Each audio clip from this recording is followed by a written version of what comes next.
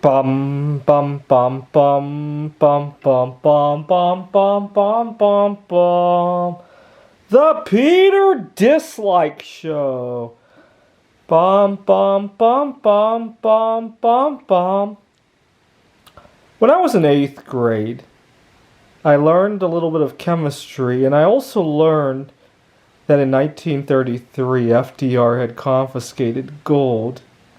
And I thought, if that ever happens again, I could take my gold and dissolve it in acid and precipitate out a gold salt and just hide that around, right? It would just look like any other white chemical, although it might be very dense, though. You might want to mix that with some other stuff so that a bottle of white powder doesn't just feel unbelievably dense, right?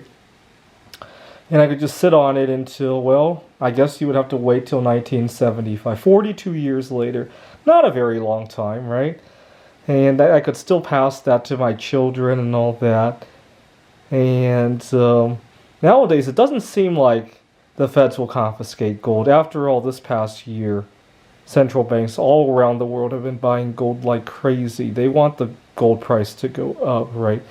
Nowadays, it seems much more likely that they will confiscate strategic metals, right?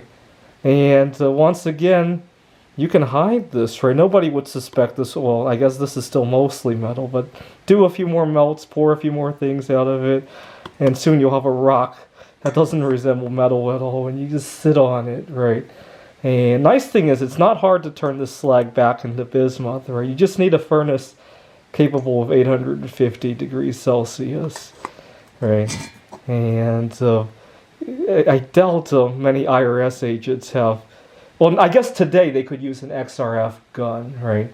In 1933, that really wasn't available. The only thing that might give it away would be the density. That's why you mix it with a bunch of other stuff. But bismuth oxide is not very dense at all. In fact, it's less dense than bismuth. If you were to melt this down, the solid stuff would just float on top of the bismuth metal, right? Which is good because it covers the rest of the bismuth from being oxidized. That's why I usually keep the slag as long as I can until it's too thick, and then I reduce it back to bismuth, right? Anyway, I'm a little bit surprised that you didn't see too many people. But then again, you still have a lot of coins that were from before FDR's confiscation, so apparently that wasn't a very successful program, right? This is the Peter Dislike Show. Bum bum bum bum bum bum bum bum bum bum bum bum. The Peter Dislike Show. Bum bum bum bum bum bum bum.